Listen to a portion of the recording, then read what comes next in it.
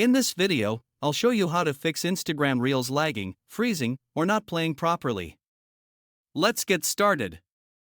First, open the Instagram app and go to your profile. Tap the three lines in the top right and open Settings. Scroll down and look for Data Usage and Media Quality. If useless cellular data is turned on, turn it off. Now restart Instagram and check if the issue is fixed.